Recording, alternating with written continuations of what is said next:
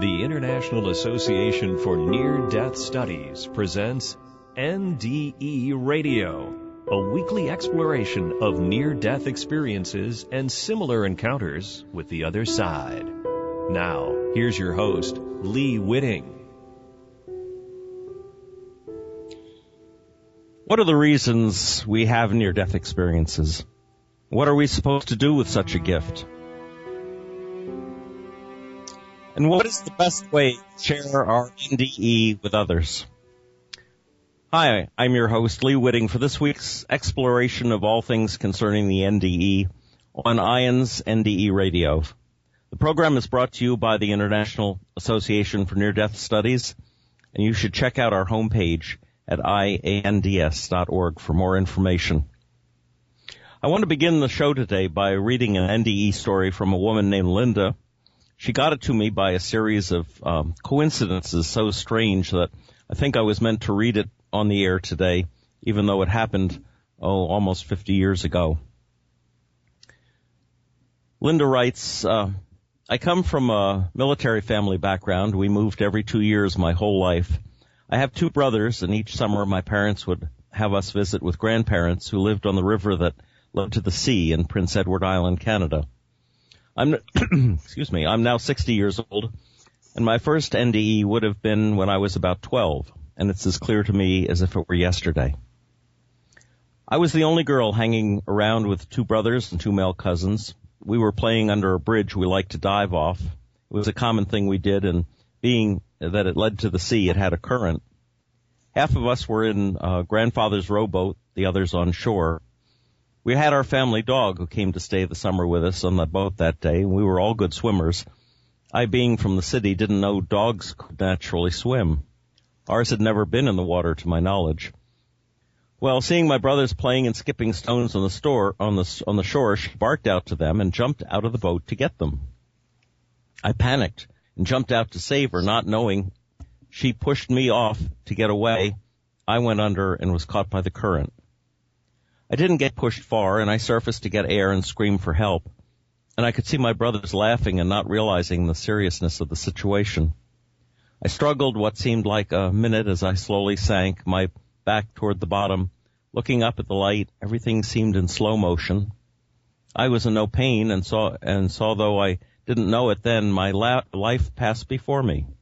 It looked like a movie reel with Daddy in the kitchen making fudge when we lived in France, Christmas time, playing games with my brothers, and as I watched this happy life, I was being lifted upwards toward the light, and all of a sudden I was out of the water and not so much flying as gliding up, and was joined by others, and surrounding me I felt the very powerful elders join me. They didn't have faces, and everything around was white. I distinctly remember leveling off and gliding along, looking down at the world. I had so many questions. I didn't ask them, I only thought them. And my elders were answering me as we continued to glide upwards toward a very beautiful bright light. It was at that point I had a knowing. Someone, maybe an elder, maybe God, ever so peacefully gave me a knowing. It was the answers to everything, a peacefulness I have never felt again. It was as if I knew why the sand existed. It was as if I knew why God designed everything. I remember smiling, thinking, oh, now I understand. Just like that, I was splashing around in the water. My cousin was pulling me out into the boat. It probably only lasted seconds, but for me a long time, and I would remember it to this day. I also remember being very sad to be alive, wanting to go back to be enveloped in the love and knowing. I'm by nature a doubter, and I often wonder if I was shown this at an early age for the reason of keeping me in the faith as a way of my just knowing it is so.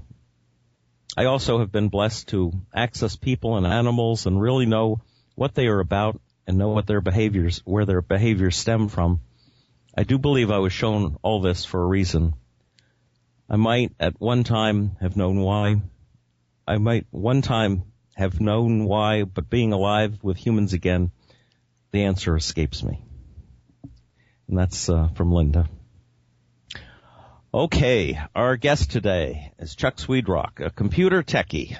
You'd think he wouldn't be giving NDEs a second thought and yet he has been very active with the National Office of IANDS and with helping start local groups, IANDS support groups. He lives in the Tucson, Arizona area, but travels as far as North Phoenix on a regular basis to help with the group there, and that's not a short drive because I've made it myself. Chuck, welcome to NDE Radio. Oh, thank you, Lee. Thank you, and thank you for, your effort to get this venue going to help communicate about these experiences. Well, I think it's really important. I think to answer that first question I asked, or the second perhaps, what are we supposed to do with these experiences? I think it's really that we're supposed to talk about them and share them and help others who've had them. So, and I know that's what you've been busy doing. Oh, absolutely. I want to say that up front, the subject of death is not everyone's cup of tea. It's not just an academic topic for people who are dealing with, significant loss. And I don't mean just loss of a physical presence of someone, but it can be loss of a job, loss of a relationship, and those kind of emotional traumas, loss of a pet, they can all lead to these kinds of experiences. I want to say up front, when I use the term NDE, it's really shorthand for near-death and similar experiences. From the academic measure, the Grayson scale, as you know, there's no reference to the condition of a body. Except for a question that asks if the individual had a perception of being separate from their body. But the 16 questions in the scale, which can be found on the IANDS website, really anyone can identify parts of that as experiences they've had. Yes, a couple shows ago, I think I talked to Yvonne Sneeden, and she did not really have a death or even close to a death. She just felt felt like her body was failing, but out of the blue, and yet she had a profound experience from that. So it can come from any level of being close to death. Or emotionally traumatized. We had a woman who was just driving on the expressway and had a loss of a relationship, and she measures where she was at the start of the experience to the end by where an off-ramp was, and thinks maybe it was a second and a half of physical time, but it takes her 4 hours now to tell the story because it was so deep and profound.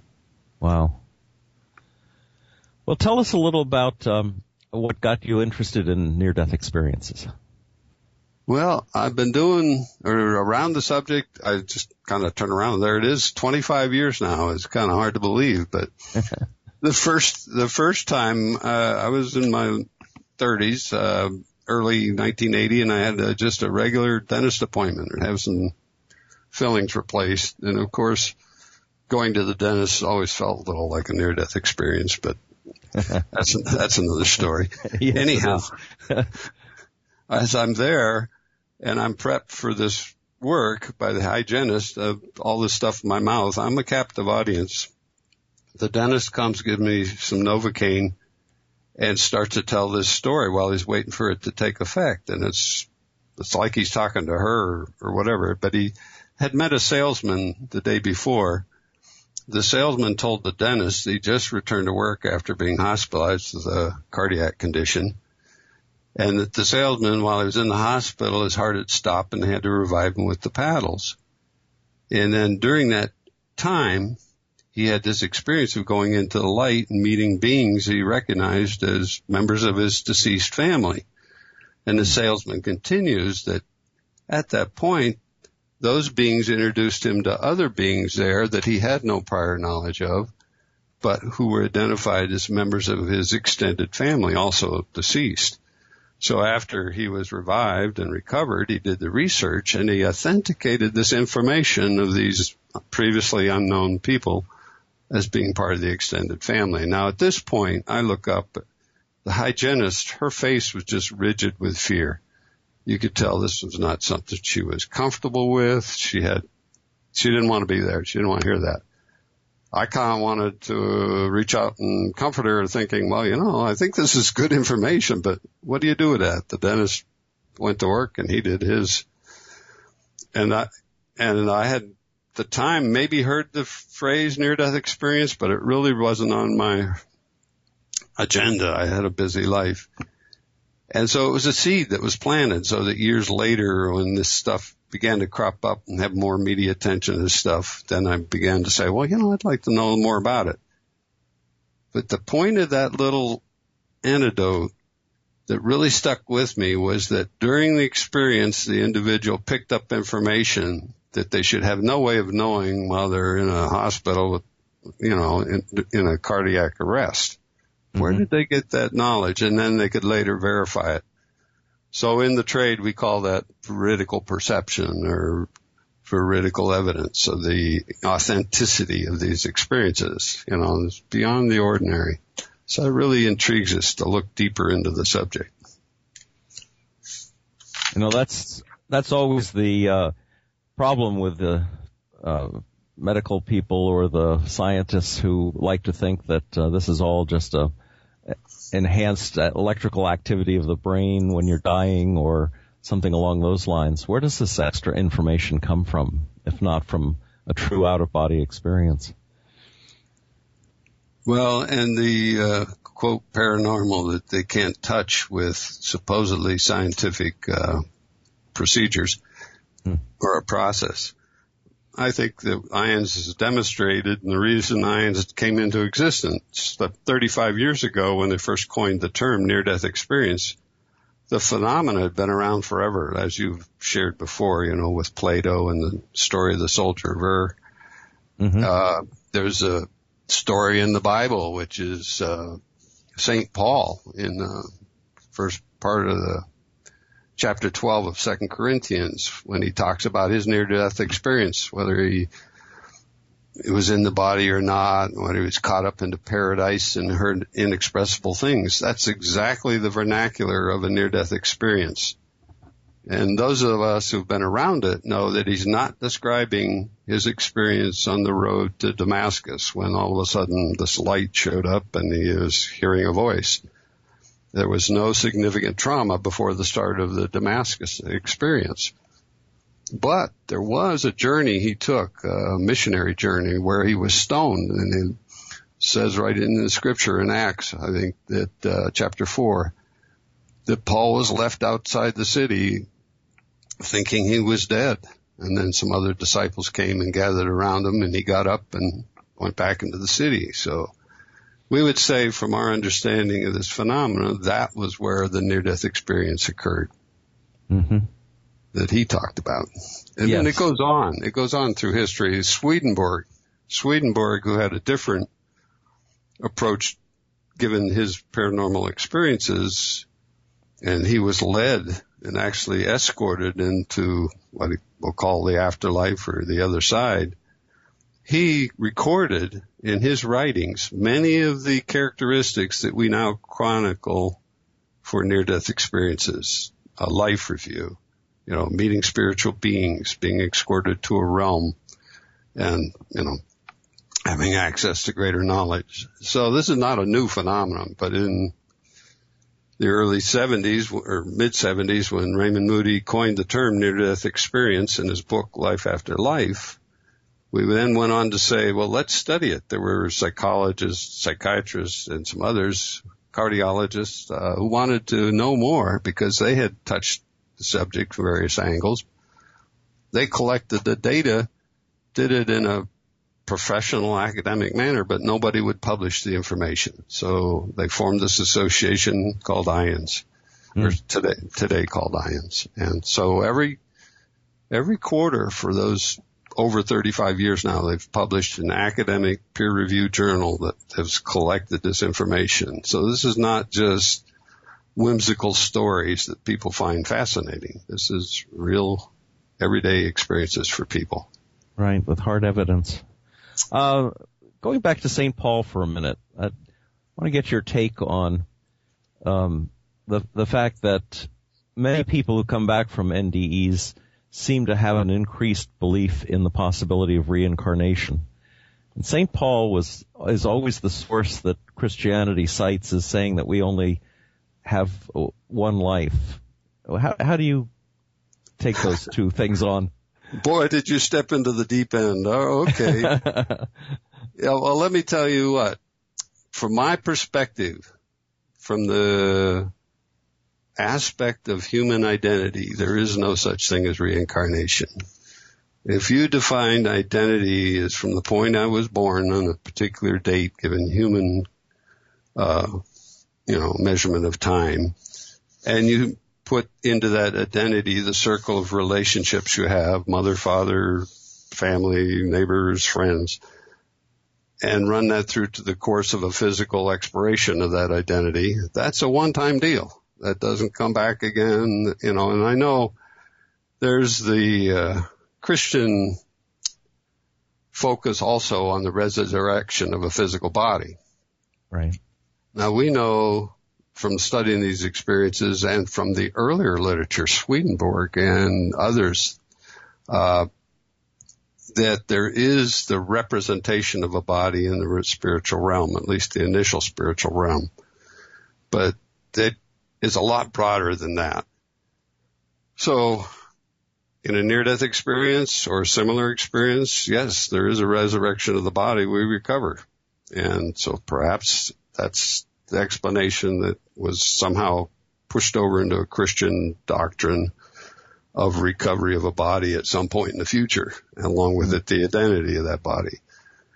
Now, as for reincarnation from a personality point of view, which is, I think, is really what a lot of the world's religions that focus on or include reincarnation, like Buddhism or the Hinduism,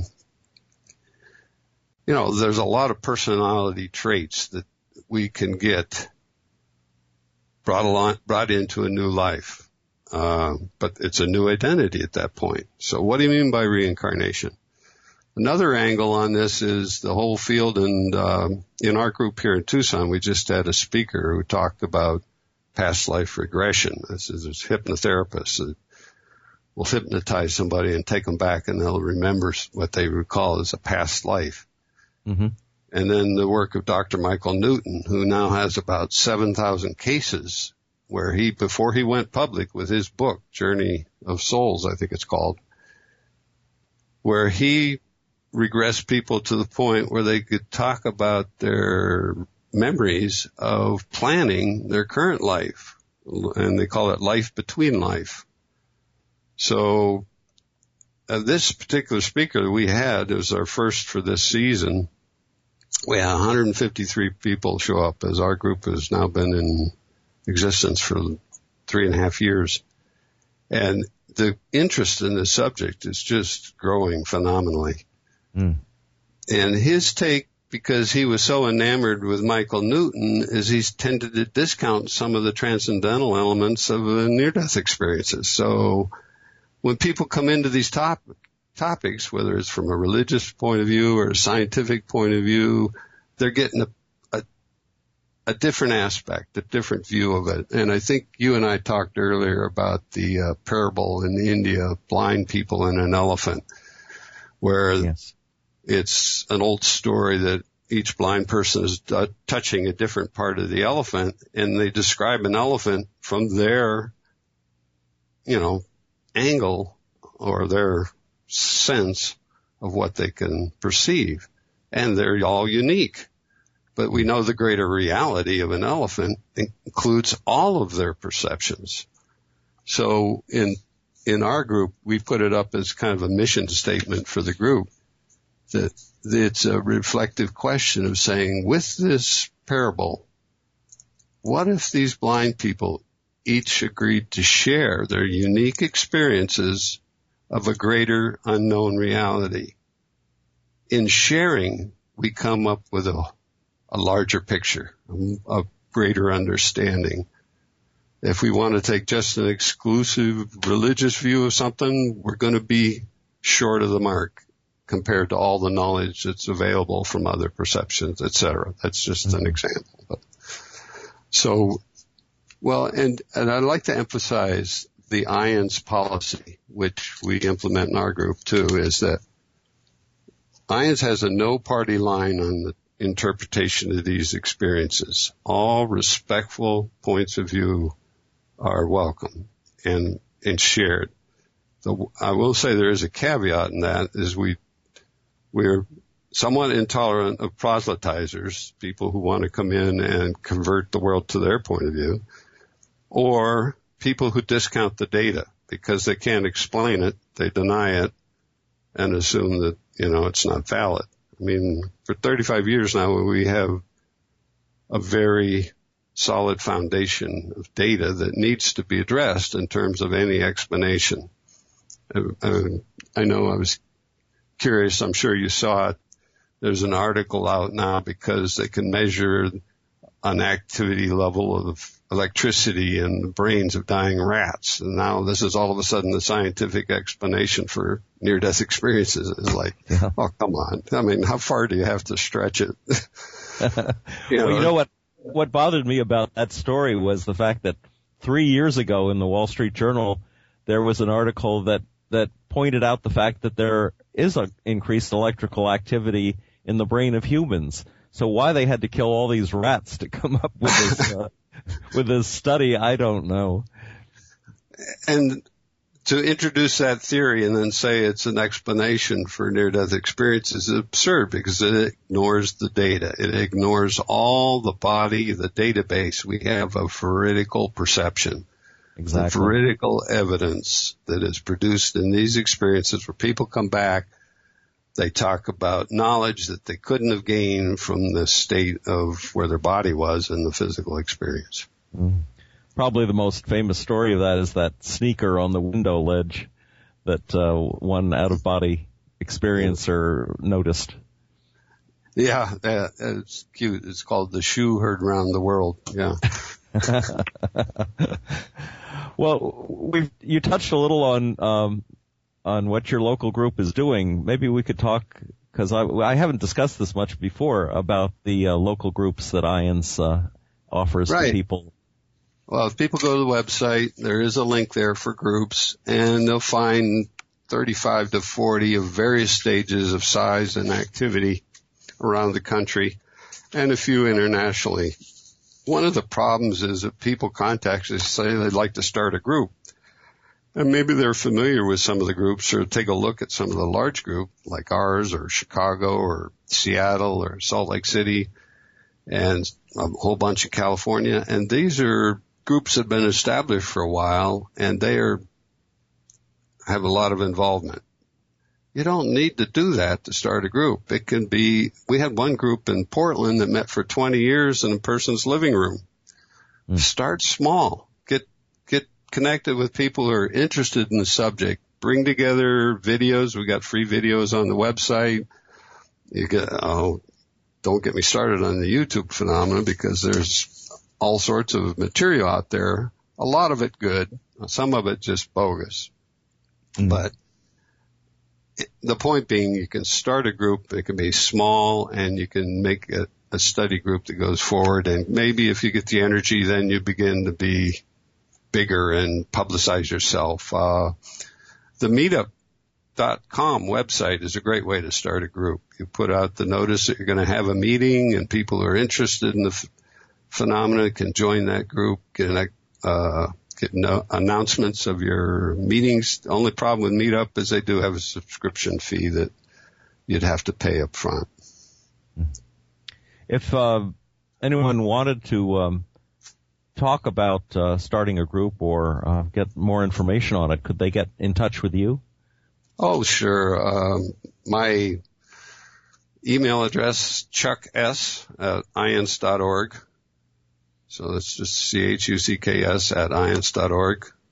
And, I'd be happy to try to respond and help people get started. They can also do that through the website. There's a link there to show the interest of starting a group. Now, they will get a package from the office, and that kind of puts down the formula for the group, including the idea that it has to be open.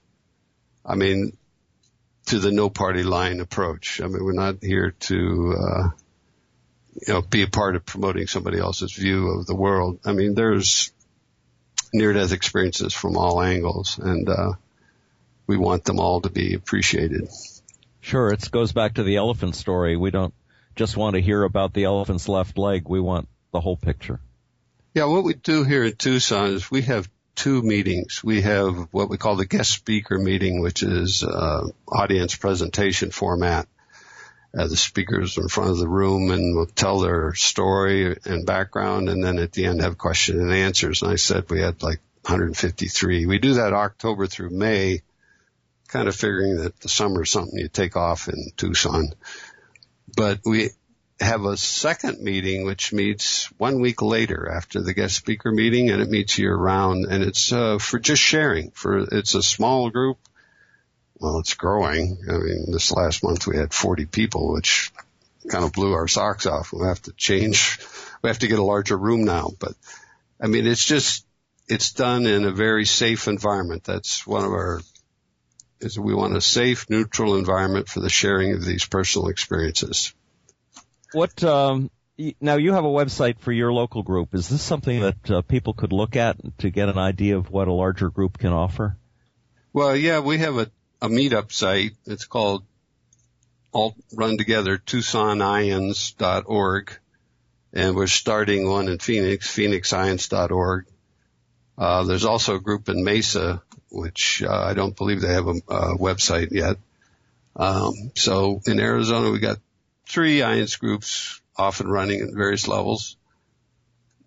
The meetup groups, you can join or you don't have to join. You just go to them and you get information about our meetings. Very good. Well, I had mentioned calling in, and it's really too far into the show at this point to do it today, but I do want to tell people that next week we're doing strictly a call-in show, and I might even give them the number now. They can jot it down. It's going to be 888-463-6748. We have a little time left, I guess a minute or two. Chuck, is there anything that you would like to add to what we've been talking about? Well, this is just something you can't encapsulate in this short time. I hope we've done a little to help people understand IANDS. I would like to say that IANDS is an all-volunteer enterprise except for 1 full-time paid office staff and a couple of part-time. And I think maybe the newsletter editor and the journal editor get a small stipend, but basically everybody volunteers their time. That's from designing and supporting the website up through being on the board of directors, putting up the content, and we depend on membership. So yes, for absolutely. A basic membership initial starter package can be $30 the first year. For that, you get the quarterly newsletter once a year or once a quarter, obviously, and you get monthly. You get a email from the IANDS archives of near-death experiences, or an actual narrative with a beautiful small summary paragraph on the aspect of the experiences which are covered in that month's email. Right. Plus, there's discounts on the conferences and shopping cart, et cetera. And then the professional membership, people can have access to the journal. So the journal in near-death studies that, like I say, it's been published for 35 years now. And also membership gets you access to the member portion of the website, which has a lot of material and people's accounts. Well, that's great. That was a good summary, Chuck. So thanks so much. We are out of time here on NDE Radio. Thanks to Chuck Sweedrock for all the information, and thanks to our listening audience for absorbing all the information. We'll be back next Monday, 11 a.m. East Coast time on nderadio.org. In the meantime, check out the IANDS website at iands.org. Thanks for listening to NDE Radio.